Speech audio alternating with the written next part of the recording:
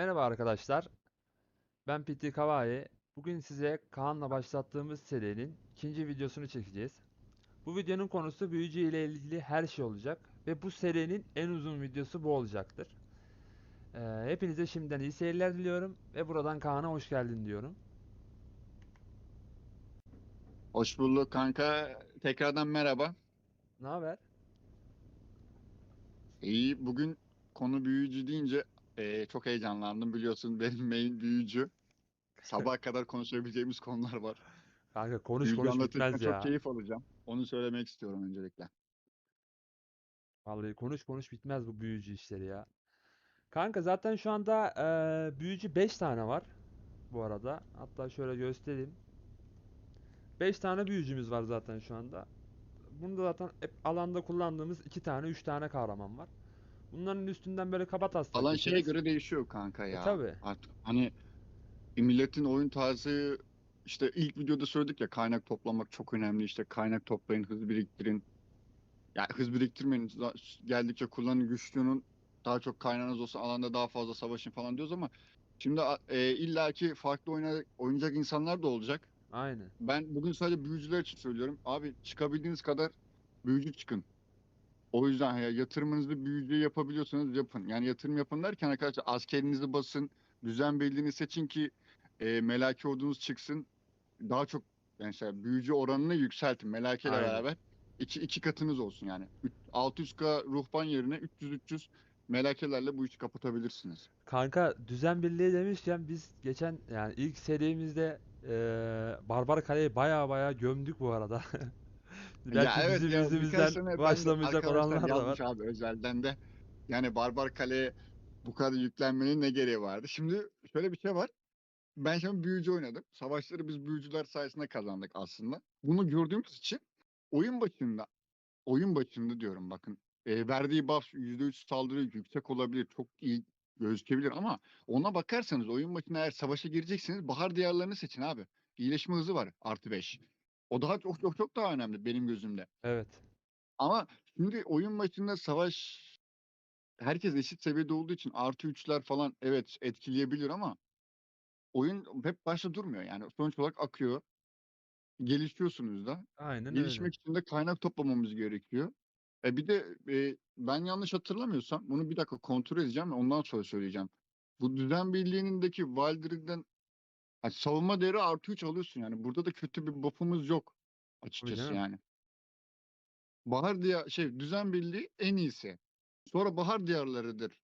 En sonunda Barbar Kale'dir. Barbar Kale oynayacak adamı da söyledik. Yani yanlış anlamayın. Ya Burada Barbar Kale'nin şöyle Barbar artı Kale artı seçen büyük yönü hata var yaptı kanka. demeyelim yani. Yani Burada çok durmayalım da.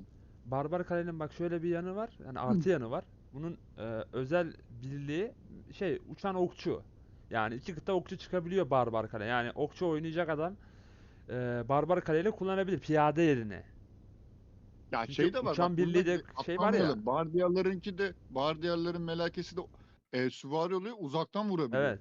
Evet canım. Ya bu artıları da var, şimdi bunları söylemeden geçmişiz. Ya Ramazan aslında ayındayız yani. Olur ufak tefek hatalar da. aslında Çok her da odaklanmayalım. Buna ayrı bir özür videosu değil de böyle daha genel bilgilendirici videolar yaparız o ırklar hakkında. Ama bar genel olarak düzen birliğini seçin abi. Barbar Kale özür videosu.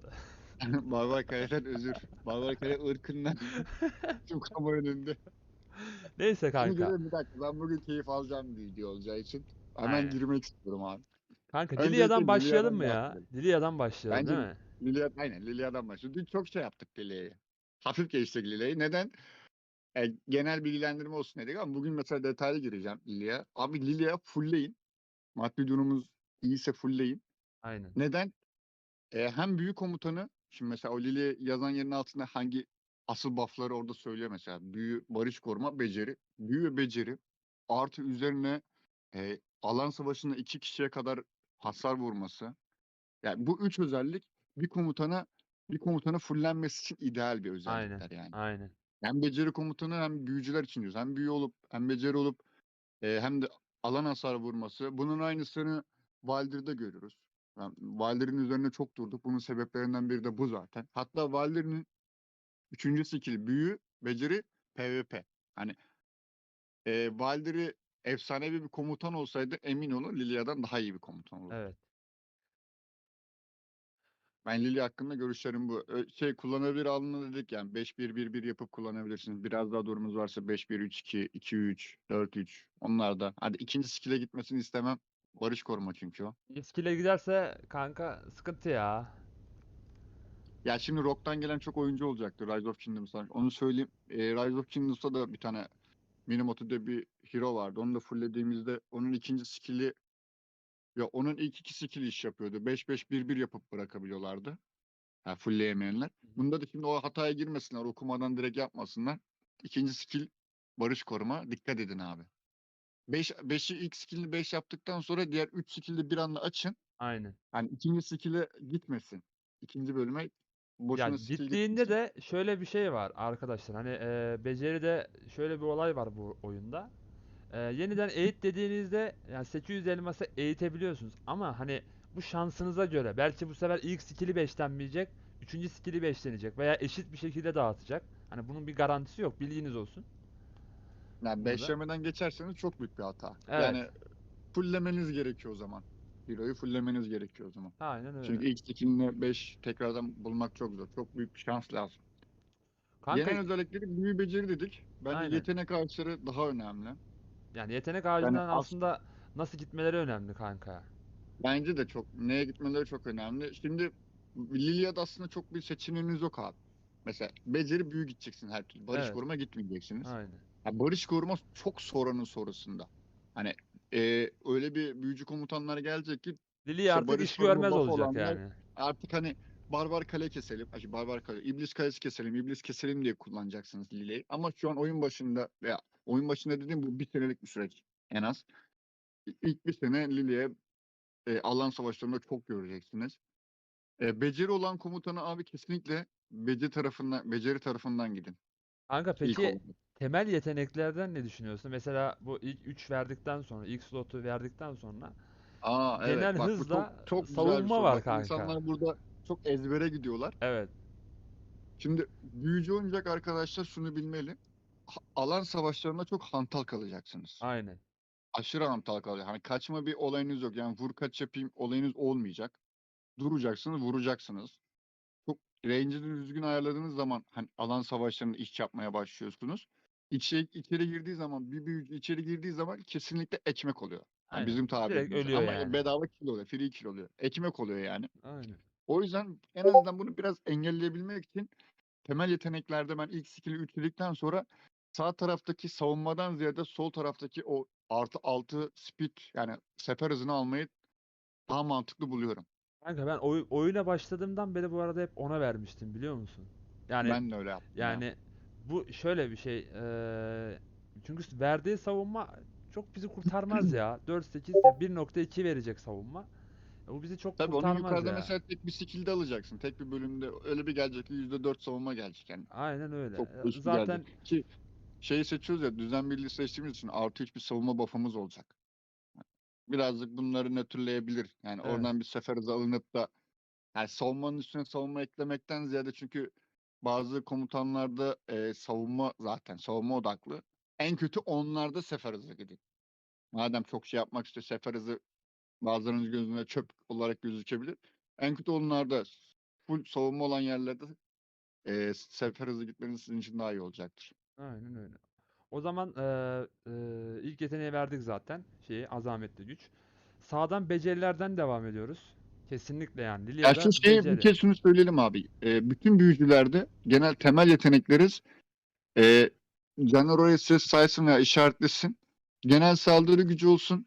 Diğer bölüm, diğer üst tarafa geçtiğimiz zaman genel hızlı olsun. Sonra kesinlikle genel sağlık olsun. Oradaki bak bu 1.2 1.1,2'deki sağlık 1.2 savunmadan kat kat daha fazla bu Aynen ara. öyle. Hani evet o da 1.2 o da 1.2 deyip bakabilirsiniz ama sağlık alan savaşlarında durabilmemiz için önemli bir faktör olduğu için orada her türlü sağlamamız lazım. Sonra zaten 11. skill azametli güç oluyor. Ondan sonra beceri komutanı bence beceri gitmesi gerekiyor ki orada zaten beceri skill'lerini alacağımız için çok Aynen. daha yüksek Şimdi burada becerilerin şöyle bir eşliği de vuracağız. mesela kanka o ikinci slotta yüksek moral. son söz her şeyin Fatihi diye bir şey var. Şimdi bazı insanlar ya şöyle bir şey arkadaşlar. Bu Lilia beceri komutanı olduğu için bunun sürekli beceri atması lazım. Ya şimdi burada şey dediğine bakmayın. %10 ihtimalle öfke kazanıyor. Yani bunu beşlediğimizde 50 öfke kazanacağız. Ama bunu savaş içinde zaten %10'luk ihtimali her türlü alıyorsunuz. Hani ihtimal çok düşük diye vermeyeyim etmeyeyim falan. Hani ona o olaylara girmeyin. O tutuyor. O ihtimal her türlü tutuyor yani. Bilginiz olsun. Bu yüzden biz burada hep yüksek morali kullandık. Ha bunu ne zaman değiştirirsiniz? Hani kaleniz artık T5 olur. Hani alanda artık duruyorsunuzdur.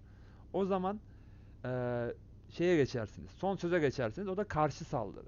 Adamlar size vurdukça daha fazla hasar alır ve buna geçersiniz. Ama dediğimiz gibi T5 olduktan Aslında bu sonra skill veya şey büyücü ya. olduktan sonra. Piyadeci oynayan adamların skill'i karşı saldırı. Evet. Çok da büyücülerin karşı saldırılık bir olayı yok. Büyücünün olayı beceri atmaktır. Yani şeye gitmeyin. Belki başka yerlerde de izlersiniz, görürsünüz.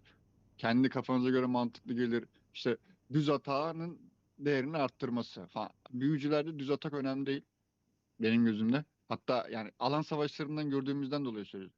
Düz atağın işi okçuların abi. Düz atağı okçular yapsın. Büyücüler genelde beceri skill'leri, genelde alan hasarı vurdukları için ne kadar yüksek damage atarlarsa becerileri, kritikte olursa hatta yani bir de onun yukarıda zaten Caner söyleyecektir. O kadar fazla kill alıyorsunuz. Aynen. O zaman bir sonraki eee, yetenek şeyde kanka. Kaynayan kan mı? Öfke ruhu mu? Bence kaynayan kan. Kesinlikle Ya kanka. şimdi Lilia 1K vurduğunu söylüyor. Yani önce bir okuyayım. Önce kullanırken vekil komutan yani ikinci komutanımız %8 daha fazla damage vuracak. Diyelim ki Lilia 1K vuruyor. Bunun arkasındaki komutan da minimal hesaplıyoruz abi. O da 1K vurduğunu düşünelim. E, bu kaynayan kandan dolayı vekil komutan 1080 vuracak bu sefer. Yani Evet. 80. Bu ara yani bunların içine şey dahil değil ki biz hiçbir zaman 1K vurmayacaksınız. 2,5K vuracağın Tabii ki zamanlar de. olacak. Ekstra yukarıdan kritik damage'leri işte kritik vurmalar aldığınız için onlar 3K'ya çıkacak işte 3K'ya çıktı mı %8'lik oran 250 işte 200 bandına kadar çıkacak ki bu da alan savaşlarında çok etkiliyor. Yani %8 deyip de geçmeyin. Yüksek bir oran Ya alan şu an savaşları mesela için. bizim sunucu eski sunucu olduğumuz için biz alanda en kötü bir tane adama yani Balina hariç T5 hesapları hariç yani 8K 9K hatta yani vekil komutan da ben Velin'le 12K 13K demeçleri gördüm. Evet. O kadar Yani fark ettiriyor. O fark ettiriyor %8, yani. %10K'larda falan arkadaşlar 800'de işte 12K, 1K falan ya 1000 daha fazla vurmuş olacaksınız yani. Aynen. Öyle. Oyun başında belki etkisini görmeyebilirsiniz ama alan savaşlarında biraz gücünüz işte 25 milyon bandına çıktığı zaman araştırmalarınızda ona göre ilerlettiğiniz zaman emin olun onun faydası kanayan kanın etkisini çok daha iyi hissedeceksiniz. Evet. O zaman bir sonraki slotta kanka zaten daha demin dedik büyücü de hani normal hasar çok da önemli değil. O yüzden ayrıya veriyoruz burada. Yani ka- Kesinlikle abi. Nerede beceri hasarı aynen. varsa oraya koşacağız. Oraya koşacağız. Sonraki slot dediğimiz yer odak ve kritik yani burası bambaşka bir olay arkadaşlar. Yani burada kritik olayı tuttuğu anda vurduğunuz demeç katlanıyor. Bayağı bildiğin katlanıyor yani. Burada kesinlikle Bu hırçın odak. gel git yaptığın zaman %15'e çıkıyor. %15 oranla yani iyi bir oran. Bu oyunlar için iyi bir oran arkadaşlar. Düşük gelmesin gözünüze. Aynen öyle. Yani devamında zaten direkt %15 fazla beceri kritik hasarı verebiliyorsun. Son şeyde kana ıslamışla şey var kanka. Kafesteki hayvan. Yani şimdi ben bu yani geçen sezonda kanka ben bunu şey olarak kullanıyordum. Kana ıslamış olarak kullanıyordum. Çünkü hasar faktörü daha fazla. Daha fazlaydı. Ondan sonra bunu nerflediler. Yani hasarını düşürdüler. Bu Tabii ya. yüzden bu sezon kafesteki hayvana döndüm kanka. O da neden dolayı? Çünkü alanda ne kadar ayakta kalırsam %8 daha fazla beceri vurabileceğim. Yani ben de mesela savaşlarda hep alanda çok duruyordum. Yani ölmüyordum. Çünkü kırmızı yandığı anda konumumu iyi seçiyordum. O yüzden ölmüyordum. Yani bu %8'lik beceriyi her türlü ben alabilirim. O yüzden ben kapasiteki hayvana verdim. Bu tabii sizin Yok tercihinize yok göre değişir. mantıklı. Hani Bence de kafesteki hayvan. Belki ben şuraya atlamadan ya atlamayalım orayı. Çok ilerle arkadaşlar hani biraz para yatıran balina tarzı bir adamsanız takımınızı düşünmek zorunda olduğunuz için bu X şeyde öfke ruhu diyorum. Kanayan kan verdikten sonra işte düz atak önemli değil, beceri verin dediğiniz zaman burayı işte o balina arkadaşlar buraya vermesin abi. Ayrıya Evet. vermesin. Takıma düşündüğü için karşı konulamaz iradeye versin. Düşman HP'sini %2 azaltmaya versin. Evet. Yani bu mesela siz zaten damage'iniz yüksek olacak, beceri damage'iniz. Yüksek bir teknolojiye sahip olduğunuz için. Önemli olan sizin takım arkadaşlar o karşı tarafın sağlığı düştüğü için %2 de olsa düştüğü için yüksek oran %2. Sizin alt mesela 10 milyon gücünde olan bir insanın damage'iniz arttırmış olursunuz. Yani balina olacak insanların mesela buna dikkat etmesi lazım. Karşı konulu iradeye versinler. Aynen öyle. Soldan devam ediyoruz kanka. Büyüden mecbur zaten. O zaten büyük. Lilia'da Aynen. kolay arka. Bu arada arkadaşlar beceri komutanların hepsini şu söylediğimiz sağ tarafa uygulayabilirsiniz bu Evet. ara. Sağ Yani taraf hepsi için okey. ayrı ayrı bir anlatmanın gereği yok. Videoda uzamasın. Aynen. Bu beceri tarafı için Burada bu büyüler için işlenir abi. bir sonraki slotta ön sezi, yani yine hani öfke seri beceri atması için öfke hızına veriyoruz. Ondan sonraki Hı slot hı. tekrar beceri, gözdağı. Gözdağı diyorsun. Buradan sonraki slot enerji takviyesiyle büyülü girdap. Burada ne diyorsun abi? Burada Burada aslında söyle söyle kanka.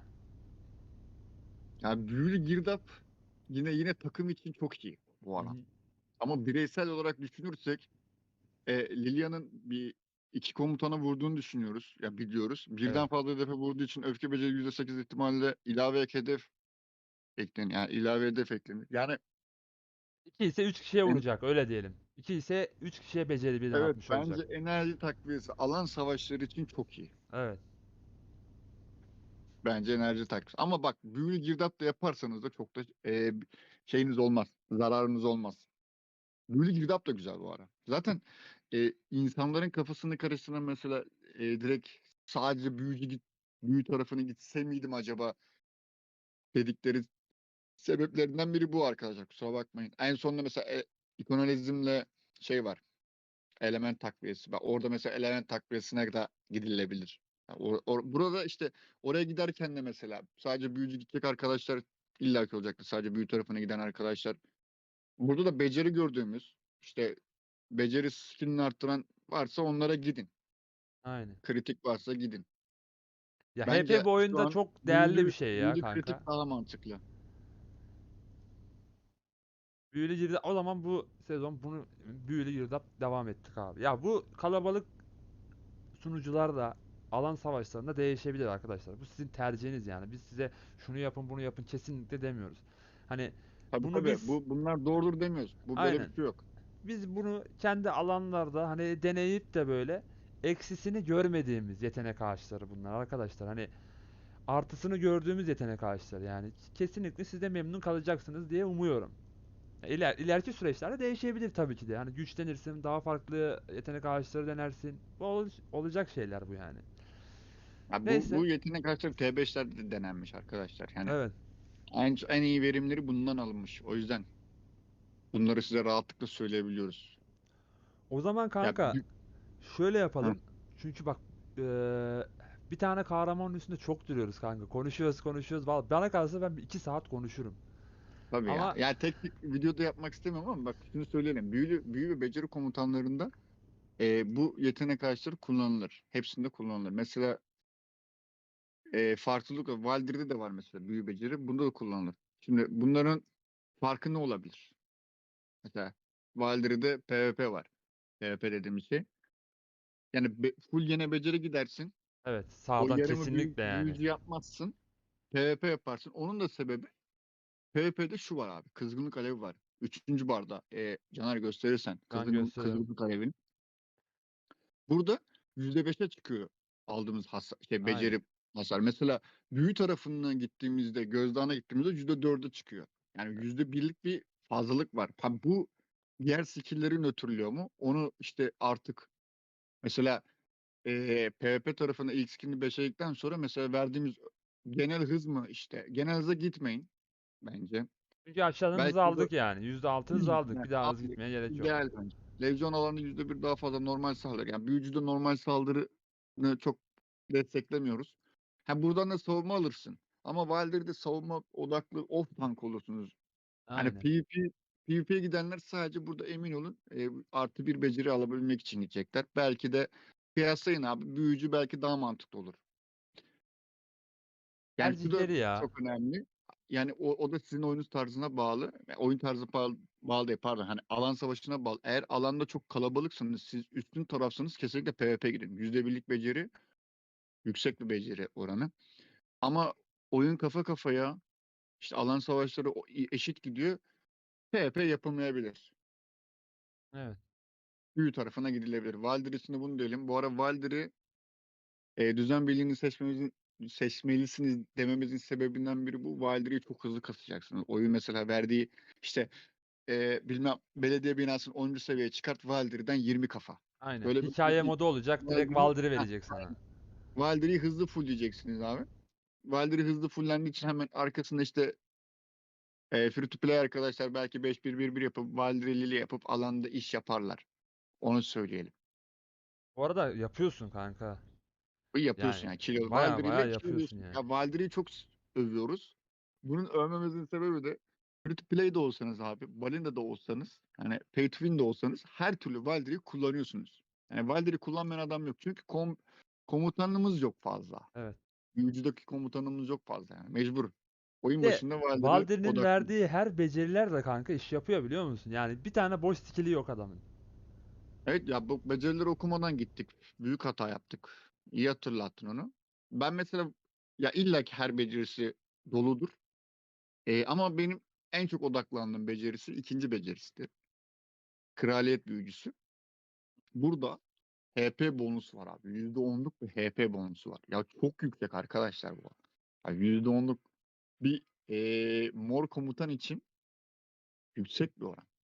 Ve yani bu sadece ikinci skill bile bunun fullenmesini sağlayacak. Veya da aynı skill şeyde var. Alvin'de var.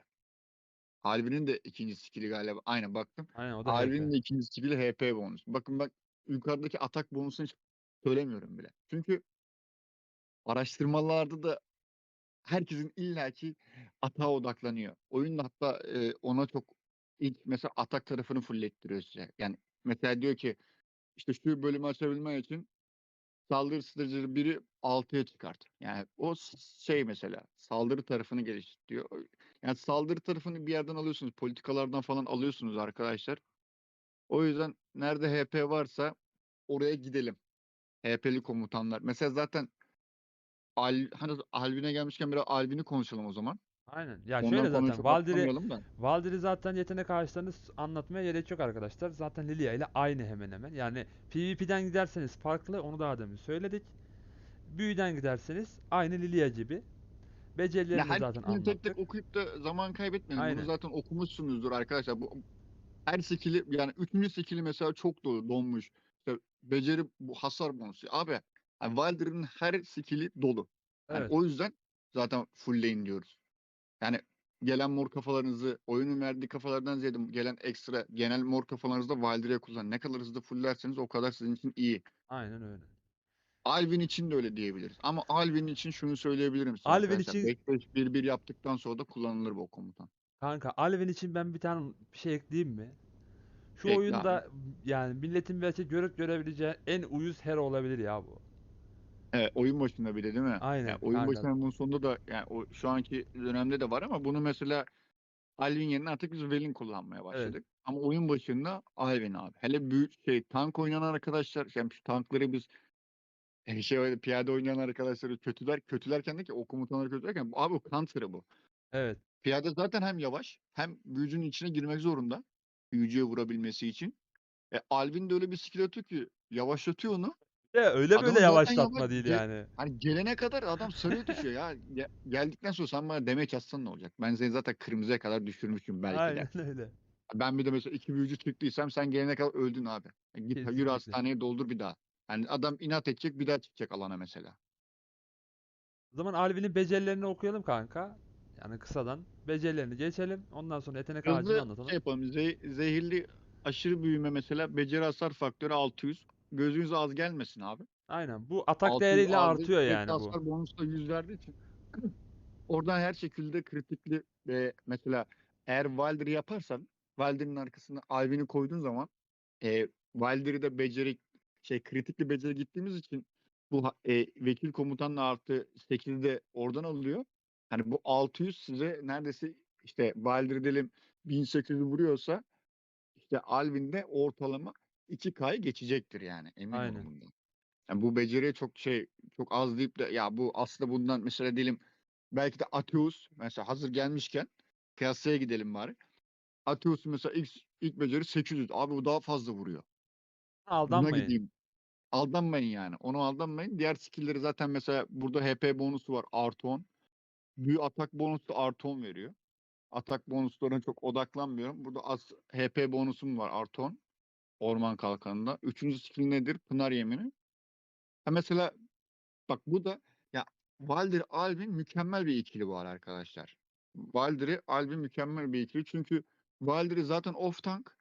Üstüne bu mesela Alvin'den hem sağlık bonusu alıyor hem de üzerine bir de bak Pınar yemininden de alınan hasarı da azaltmasını alıyor. Yani off tankını off tanklık yapıyor bildiğin yani. Aynen. Bir de Dördüncü uyandırınca skill vardı kanka. Dördüncü skill'i zaten olasılık. uyandırınca zaten çok daha üst düzey bir şey oluyor. Yani dördüncü skill hani bak Alvin'in de her skill'i dolu abi. Evet. Dördüncü skill'de tuzağa çekiyor. O tuzak da yani piyadeler inşallah o tuzak skill'ine fazla yemezler. %3 ihtimal o %15'e kadar çıkıyor. O %15 yani mesela nasıl beceride %15 çok yüksek diyorsak bu tuzak olayında da %15'e yani mesela 10 skill'den her türlü yani 10 skill barı doldurduğunuzda en azından 2 tanesi 3 tanesi o tuzak Evet. skill'ini aktif ediyor Ya yani. alan savaşında şunu göreceksiniz yani. Elvin'le çıkan adam sürekli şunu yazacak yani karşıdaki rakibi vurduğunda. Tuzağa düştü, tuzağa düştü. Bunu göreceksiniz yani. Net. Net o ya. Bir de bak fulllediğin zaman dediğin gibi o ilk skill'ini yani ilk skill dediğimizde zehirli aşırı büyümeyi geliştiriyor. Evet. Yeni bir şey yapmıyor. Yeni bir skill açmıyor. Bunu da ne yapıyor? Büyü hasarı etkisindeyse Alvin fazladan yani zaten Valdir'i önde olacağı için Valdir'i vurduğunda büyü hasar etkisinde olacaklar. Arkasından direkt Vel'in skill atıyor ve fullendikten sonra zaten ekstra bak diyor ki hedef başka bir büyü hasar etkisine Alvin'den fazladan beceri hasar 200. Bu 600'lü 800'de oluyor. İşte Tabii. kritikleniyor falan filan. Yani Valdir Alvin the best oyun başında. Belki Valdir Alvin ilk skill'i 5 olan Valdir Lili'yi tokatlayabilir bu ara. Bir vs 1 ve atılsa yani. Ya 1 vs 1 de öyle olabilir kanka. Yani Valdir'i iyi yani. Alan komutanında iyi. Yetenek ağacına geçtim kanka. İlk zaten Yani, ilk partlar zaten aynı. Slotlar aynı. Bunu söylemeye gerek yok tamam, zaten bir daha genel tekrar yetenekleri tekrar. aynı işte. Yani genel yetenekler aynı. Burada kanka ben kontrolden gidiyorum. Kesinlikle çünkü ileride görecekler şimdi arkadaşlar. Burada mecburen Leisure sefer hızını burada Kontrol gitmelerinin sebebi şu. Yani ona değinelim. Alvin'i çok nadir siz ilk komutan yapacaksınız. Genelde vekil komutan olacak. Yani ikinci komutan. İkinci evet, komutanın da yetenek sayfası önemli değil. Ama şöyle bir şey olacak. Siz mesela Lilia'ya yaptınız diyelim. Tamam mı? Lilia, Valdir'i Lilia yaptınız. İşte ikinci büyücü çıkmak zorundasınız. Alvin, Ateus çıkacaksınız. Şimdi bu kombolar değişecek biraz da tabii ki de. komplardan bile. Şimdi bunu söylememin sebeplerinden biri şu. Eğer iki büyücü çıkarsanız bir büyücünüz önde olan komutanı kontrolü olsun. Ama bak alan savaşı ya siz biraz daha kalabalıksınızdır, kazanmaya yakınsınızdır ya da kafa kafayadır ki sizin içinize gelen büyük süvariler her zaman içinize doğru gelmek zorunda. Size skill atacaklar. İşte Sir Landon kılıcını ya da kralın katilini kullanacaklar. Yani bu eserleri diyorum. Bunları engellediğin hani geleni gelmesini yavaşlatmanız için mecbur kontrol olan bir büyücünüz ilk komutan olmak zorunda. Bu yüzden kontrol gidiliyor. Aynen. Ama eğer kafa kafaya veya da yenilme yani alanı kaybettiğiniz işte ne bileyim çırpınıyorsunuz o zamanlar çıkmak için kesinlikle kontrol komutanı önde olmasın. İki komutan da önde olacak iki komutan da iki büyücü çıkarsanız iki komutan da beceri komutanı olmalı. Yani önde Lilia, arkasında Ateus ve işte önde Valkyrie, arkasında Alvin. böyle bir ikili yapabilirsiniz. Daha çok hasar vuran komutanları seçmeniz geliyor ki hani alanı dağıtabilirsiniz. Ha, tek başınıza dağıtamazsınız tabii de arkadaşlarınızla beraber yani. Ya Kalabalıklığa ekipçe bağlı biraz dağıtmanız daha. lazım. Ha, ekip olarak çıktınız. Biz mesela ekip olarak çıktık mı ekip olarak çıkıyoruz. Ne yapıyoruz? İki kişiye diyoruz ki kontrol aşit sen çık. Yani yavaşlatması da lazım yani. Aynen Ama öyle. kalabalık çıkıyoruz biz yani. Tabii. Kalabalık çıkarsanız o da yapılabilir. Yani takım işi. Takım olarak anlaşın abi. Ekip olarak anlaşın. Bazılarınız kontrole giderken bazılarınız büyü gitsin. Mesela PvP gitsin. Aynen öyle. Kanka peki öteki slotta öfke dolumu mu? Yoksa normal saldırı becerisinden aldığı hasar azaltma mı yoksa normal saldırı Bence hasarı verir öfke mi? dolanımı. Öfke abi. Bence de kanka. Net yani hatta. Hiç tartışmaya gerek yok. Öfke becerisinde peki kanka fırtına mührü var, bir de ruh emici. Bunda da fırtına mührü kesinlikle. Evet. Çünkü yani Kesinlikle. karşıdaki sefer 3 hızını saniye %15. Ya abi. fazla 3 saniye ya. O süvari sen var ya kilitliyorsun orada. can Senin yakıyor. üstüne dönen piyade yok oluyor. Ya sen zaten piyadeye fazla vurursun. Counter'ısın piyadenin. Yani sen piyade yavaş geliyor. Eğer önde olursa bu yetenek ağacı işliyor bu arada arkadaşlar. İkinci komutanla işlemiyor. Onu tekrar teyit edeyim de. Evet, Bunu yaptığın zaman bu şimdi Velin var. Komutanlardan hızlı atlayıp geçmek istemem ama Velin de mesela kontrol ağacı var. Mesela aynen, şimdi Velin çıktıktan sonra Alvin aslında ikinci komutan olmayı kesinleştirdi. Velin de çünkü kontrol ağacı var. Millet Velin'i önde kullanıyor. aynen. Yani kontrol ağacı çok önemli. Fırtına mührü burada net verilmesi gereken bir şey. Şimdi burada kanka sonraki slotta bir detay var. Yani şimdi hani ikinci komutan olarak çıkarsak aslında bu ikinci komutan olarak ikinci kıta olarak kullandığınız büyücüyü daha doğrusu nasıl kullanacağınız önemli. Şimdi tam böyle tilt modunda kullanmak istiyorsanız sadece milleti böyle uyuz edeyim, yavaşlatayım, gelemesinler bana gibi kullanmak istiyorsanız burada kör nokta var abi. Bunu vermeniz lazım. Ha dersen ki benim işte öyle bir hani huyum yok. Ben beceriden devam edeyim. Hasar odaklı gideyim. Burada gözdağından devam edebilirsin. Yani bu sizin tercihiniz konusu yani. Sonraki skill kanka şey durulma ile şey var. Titreme. Bir de hangisi bu? Pusu. Burada hangisini öneriyorsun? Ya şeyi okudum. Ben de çok kontrol ağaçlı gitmediğim için. Ya bu genelde birbirini tamamlayan skill'ler bir tık daha iyi oluyor gibi geliyor benim gözümde ya. Aynen. Yani burada şimdi yavaşlatma modundan gittiğimiz için bence yavaşlatma moduna devam edilmeli ya. Bence de en sonunda suskunu alırsın. Aynen. Geleni pişman edersin. Ya sana gelmesini engellersin veya da yavaşlatırsınız. Sen yavaşlatırsın. Takım Yandaki arkadaşlarını adam öldürür. armut toplamıyor be kardeşim o da vursun yani. Hani anladın mı? Tek bireysel olmuyor bu savaşlar yani. Sen yavaşlatın da o adamı engelledin. Diğer adamlar da hani Discord üzerinden veya başka bir sesli uygulamadan konuşuyorsunuz. İşte büyücü geliyor abi içimizde dediğin zaman hemen o büyücü diyorum çok pardon. Süvari Süvari içimize döndüğü geliyor dediğin zaman zaman hemen o kontrol ağacı olanlar hemen o büyücü süvariye dönmek zorunda. Onu yavaşlatmak zorunda. Onun eser kullanmasını biraz daha yavaşlatmak zorunda veya da işte hep beraber döndüğünüz zaman o süvari yok oluyor. Skill kullanamadan işte eser kullanamadan geri dönüyor. İşte hastanesine 40K daha yaralı gönderiyor. İşte mesela 3 güne çıkacak hastanesi 3,5 güne çıkıyor. Vesaire vesaire yani. Böyle şeyler yani. O alandan adam düşüyor. Süvarisini bir daha çıkamıyor. aynen. Bu Ya el PvP yine bak bunda da PvP var. Valdir'de olduğu gibi. Valdir'de söylediklerimizin her şeyin aynısı burada da geçerli. aynen. Anlamda kazanıyorsanız PvP yapılabilir ama kazanmıyorsanız abi büyüden gidin. Burada ama beceri alın. Gözdağını alın abi. Burada artık Tabii gözdağını PvP'de alın. al. Kanka Alvin'i de bitirdik. Ateus arkadaşlar Velin'e Ateus gelelim. Velin de aynı ya. Velin Velin'i konuşalım biraz. Velin kanka Velin, şu an benim favorim ya bu arada Velin. Velin bu Best arada hero'm ya benim. favori. Net yani best hero'm gibi bir şey yani. Ama bak Velin'de mesela Velin'de yaptıklarım işte Alvin'le yaptığımız yetenek ağacı ile Velin'le yaptığımız yetenek ağacı aynı değil bu arada. Evet. Aynı yapmayın. Mesela en sonunda biz Suskun'dan bir önce skill veriyorduk ya birbirleriyle bağlı. Hı hı.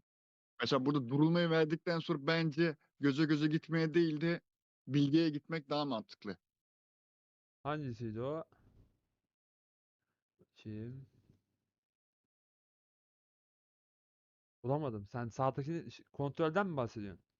Aha, bu kontrolde durulmaya gidiyoruz ya. Durulma. Tamam. Evet. Durulmanın tamamlayıcısı var orada göz göze. Ha, göz Göze göze. göz Evet, pardon. aynen. Göze göze gitmekten ziyade onun hemen iki altında var bilge. Bilgeye gitmek daha iyi. Bak bu Velin için. Ha, aynen bak. Çünkü Vel'in becerisi 1400 vuruyor arkadaşlar. Velin hani Velin vurdu mu arkadaşlar Yamultuyor. titrettin beni oluyor yani anladın mı? Yani titriyor karşı taraf titriyor. Bir de yüksek damage vuruyor. Alçak bir damage yok. Aynen. Bunda tek farklı diyebileceğimiz ne biliyor musun? Ben sana şunu söyleyelim. Söyleyelim. Konuşamıyorum abi. İftar vakti geliyor benim elim ayağım titriyor. Şey olabilir belki.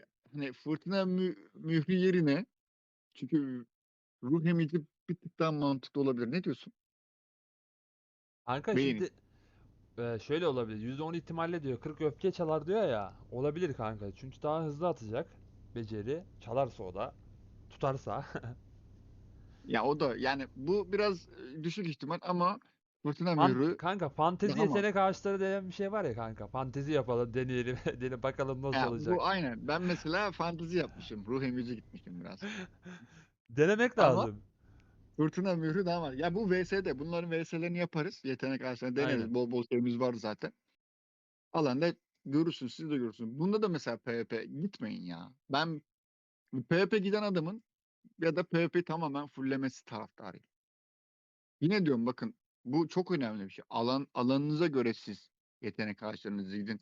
Zaten hiç savaş yoksa PvP ile uğraşmayın. Belki Aynen. kontrol büyü yapın. Kontrol büyü yap bitir. İşte büyüde yarım gidin işte yarım. Büyülü girdap ya da enerji takviyesi. Bu büyü tarafı sabit arkadaşlar. Kontrol tarafında da hani sadece Velin'de bir ufak tefek olayı var. Beceri tarafını zaten hani her komutana işler. Bu mesela beceri komutanı olan Nika var ya. Aynı ya. Nika Nika'da olsun, bile şey gider o olsun, yetenek ağacı arkadaşlar. Bakşı Yani Nika'da olsun. belki kritik değil. Ha mesela kritikli gitmez sizin Nika'ya. Onun yerine mesela o kritik olan yer var ya odak ya çok piyade konuşması için dur.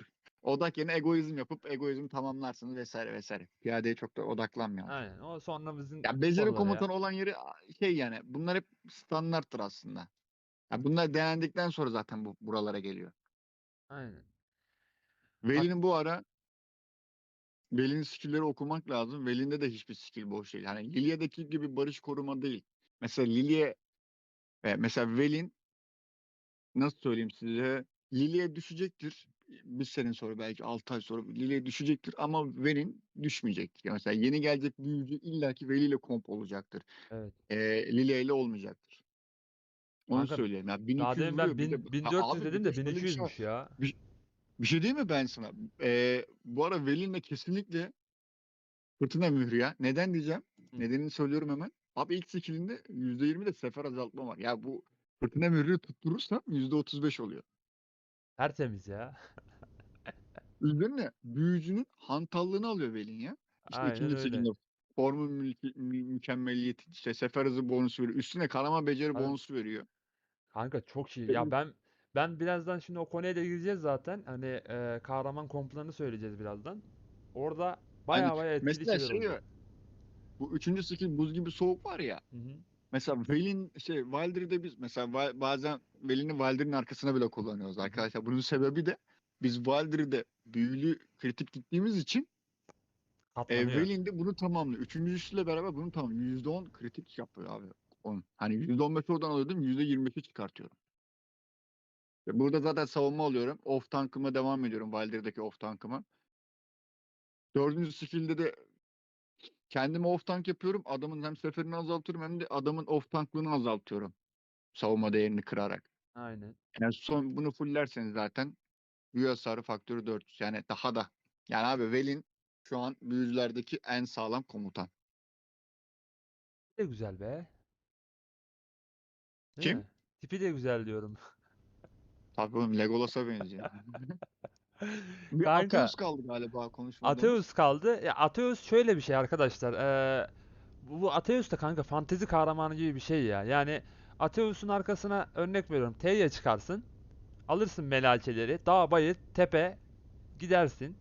Hani öyle bir komutan bu. Ama yanlışlıkla size bir okçu döner abi yok olursunuz. Aynen. Hani Onu öyle bir da komutan söyleyeyim. o. Melake'nin Tamam. savunması iyi değil çünkü. Şöyle bir şey, diyelim Lilia'nın arkasına koydunuz, vekil olarak koydunuz Atreus'u. Tamam, daha seri beceri atabilirsiniz. Ama bu sefer de çok kırılgan olur büyücünüz. Yani çok çabuk alandan erirsiniz. Düzgün oynamanız lazım. Ben büyücüyü bırakayım alanda savaşayım. Onu Olmaz. Lily Atius'ta yapamazsınız. Aynen, Sürekli olmaz. dodge'lamanız gerekiyor bazı yerleri. Yani dodge'lamanız derken range'i düzgün ayarlamanız lazım. Kaçman gerekiyor, ileriye gitmen gerekiyor falan filan, yani çok oynaman lazım. O da kalabalık alanda biraz zor oluyor arkadaşlar. Hele telefondan oynuyorsanız o biraz zor oluyor. Kasar yani, onu yapamazsınız. Yani ben de yaşadım bunu Ama telefonla. eğer iyi konumdaysanız abi bu Atius kötü bir komutan değil. Evet. Lily Atius Seri seri beceri yapılabilir. atıyor Mesela arkadaşlar. skill'lerini ben Seri seri. okuyorum. Üçüncü skill'ini okumamız biraz yetiyor bize. Yani HP bonusu %10 bir HP bonusu alıyorum. Evet. Sağlık bonusu. Burada işte ikinci skill'inde 60 ekstra öfke alıyorum. Ya 60 bu ara çok yüksek değil. Beceri hasarı 800 birinci skill'inde. İşte dördüncü skill'inde sefer hızı var. Ya burada bu Velin'le Atius büyücünün hantallığını kırıyorlar. Evet. Belki Velin'le abi bir şey değil mi? Ben bak bunu hiç denemedim biliyor musun kanka? Şimdi geldi aklıma. Velin Atius yapıp belki süvari bile kovalayabilirsin ya. Zorlasan. Koş koş Baksana dur. abi %20 dördüncü skill'inde %20 hız bonusu buradan alıyor. Evet. Velin zaten full hız. Yetenek ağacına da biz bir %6'lık hız alıyoruz. Bu arada Yüksek harbiden bir hız koşar oranı. Yani ha. o büyücünün hantallığını bırak. Büyücü artık şey kovalamaya başlıyor. İşte piyade miyade kovalıyor. Ya büyücü o kadar yavaş yani. Piyadeden de okçudan da yavaş bu ara yani. Evet. Büyücünün o hantallığını belki de oğlum ben bunu deneyeceğim bu ara ya. Kanka. Şimdi geldi kafama bak. Oturdum. Fullediğinizde de güzel saldırı altındayken %30 ihtimalle iyileşme şansı verir. Ya bu iyileşme şansı ya bu şey çok Armon'un gözyaşı vardı efsanevi eserlerde. Onunla beraber Atios kullandığınız zaman eskiden çok güzel iş yapıyordu. O eserlerde skill getirme beceri kullanma getirdikleri için Atios'un bu Bestia. son Aynen. skill'i çok da hani mutlu etmeyebilir veya üçüncü skill'inde alınan şifa bonusu %15.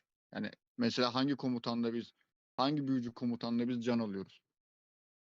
Sen biliyor musun? Ben bilmiyorum mesela. Lilia'da ekstra can gelen yer var mı? Yok, gelmiyor kanka. Velin'de yok. Yok. Valdir'de yok. Alvin'de yok. Ya şeyde var. Ekstra can şey var. Hani karşıdaki adamı öldürdün diyelim. Veya savaştan çıktın, artı 50 HP. O da 30 saniyede mi? 15 saniyede mi ne olması lazım? Öyle bir yetenek vardı. Yetenek ağacında vardı ama işte hani onu Yani kullanmak çok da Atios'u OP olmayabilir yani. ilk komutan yapmayın. Yaparsanız da PvP gidin. Ay, PvP diyorum. Çok pardon. Çok pardon. Hareket gidin. Harekette de nerede hız varsa ona gidin. Son kalanında büyü gidin. Oradan da beceri alın. Büyü tarafı aynı. Sabit değişmemiş. Bence Atios'u da ilk komutan yapmayın. Ha, nasıl yaparsınız? Ya bu ara ben bir şey diyeyim mi sana? Bak aklıma çok farklı bir combo geldi. Hı. Lilia Hosk yapıp Velin Atios yapıyorum. Pardon. Lilia Teia yapıyorum. Tamam mı? Hı hı. Melake. Bir Melake daha. Velin Atios yapıyorum. Valdir'i Hosk yapıyorum. Alvin'le de Eliana yapabilirim. Olabilir. Kanka o 4 kadar komutan. peki, Ama 3 o komutan kadar büyücün çıkarsanız da var mı peki? Valdir'i Alvin yapın. Kanka bu olay çok çok ileriki bir süreç. Arkadaşlar askerimiz çok olduktan sonra böyle Ha, evet. Ya yani bizde şimdi var diye ben böyle rahat rahat yapıyorum. Ama şu ana tema olarak onu söyleyeyim o zaman. Dur onu söyleyelim.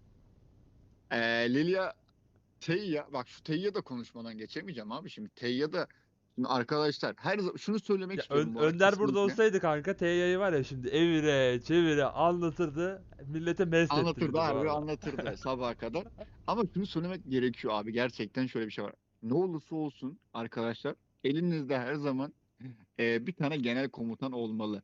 Her yerde kullanabildiğiniz. Teyya öyle bir komutan. Evet. Genel ve destek. Yani bu diyor ki ben support'um. Hani ben vekil komutanım diyor.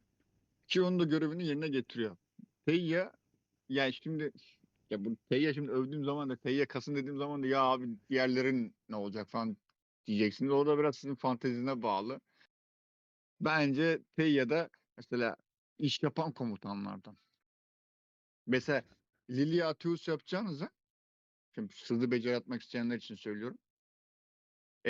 Lilia T'ye yapın. Daha mantıklı. Daha iyi Aynen. olur sizin için. Kanka hemen bir dakika. Kanka komutanlarla ilgili zaten her şeyi anlattık hemen hemen. Sadece şu an bir komplar kaldı. Bunu da Yani anlatalım onları hemen kabataslak. kısaca Aynen. konuşalım. Video büyük ihtimal biraz uzun oldu. Bir Çok seni konuştuk şöyle çünkü. yapalım hatta. Bir benim çıktığım kahraman kompunu söyleyelim hızlıdan. Bir de senin çıktığını. Seninkini Tamam. söyle kanka, ben şu an hatta çıkayım video açıkken. Sen ne kullanıyorsun alana çıktığında abi? Ben Lilia Hosk önceliğim Lilia şu Host. an. Peki ruhbanla Ee, mı melakeyle mi çıkıyorsun buna? Bunu Melake'yle çıkıyorum. Hasar vursun diye değil mi? Tabii Lilia'da aslında evet hasar vursun ya. Uzatmayacağız abi. İkinci komutan. İkinci komutan Hı hı. e, şimdi alanda biraz üstün olduğumuz için Velin Valdir'i yaptık. Ama eğer geride olsaydık Valdir'i Velin yapardık. Bu ara ilkini Lilia Hosk'u Melake değil de Ruhban yapın. Lilia'nın çünkü savunması azdı galiba ama Velin Valdir'i yaptığın zaman onu Melake çıkın. Velin'le Valdir'de gerekli kadar savunmaları var. O yüzden biraz da atak melakelerden melakelerden alabilirsiniz. Aynen. Ya Kanka bu en başta bu biraz çok biraz saf morlardan bahsedelim. Arkadaşlar en başlarda bu Velin'dir, Lilia'dır, Host'tur olmayacaktır ellerinde en başta. aynen. Kesinlikle Valdir Alvin bir kıta alanda oyun başına size yeter. Heh, Yeter de artar bu arada. full full şey yaptınız. Full oynadınız. Ne yaparsınız? İşte Valdir'i Ateus yaparsınız. Tamam mı? Lilia'da da veya da Valdir'i Lilia yaparsınız. Birazcık hani ilk skin'de beşleyin abi. Alanda iki kıta çıkmak istiyorsan. Valdir'i Lilia yaparsın. E, Diğer komutan da Alvin Ateus yaparsın. Alvin de kontrolden gidersin. Biriniz yavaşlatırken biri de damage'ini yüksek tutar. Tertemiz Diyelim olacak. ben burada yorumumu kapatıyorum arkadaşlar. Teşekkür ederim. Kanka ben de kısadan örnek vereyim. Yani benim oynayış tarzını biliyorsun az çok. Ben Ha, pardon doğru. büyücü oynarken arkadaşlar ben yerimde durmuyorum. Hani giriyorum çıkıyorum falan, hani bana hasar vurmaları için sürekli kendime çekmek istiyorum adamları. Bir de ben şey kafasındayım, hani sürekli böyle beceri atayım veya fazla vurayım kafasındayım. Bu yüzden ilk komutan ben Lilia, Velin çıkıyorum. Yani full beceri odaklı, full hasar odaklı çıkıyorum. Bir de Melake ile çıkıyorum bunu. İkinci komutanım da abi Elvin'le şey oluyor. Valdir oluyor. Bu da hani konuştuk yani yavaşlatmamız lazım. Hani birbirini eşitliyorum aslında. Arkasında ruhban. Hem takımı destekliyorum böylelikle, içimize giren adamlar için diyorum bunu. İçimize giren adamları yavaşlatıyorum. Hem de karşı adamlara hasar vuruyorum. Lilia ve Velin'le.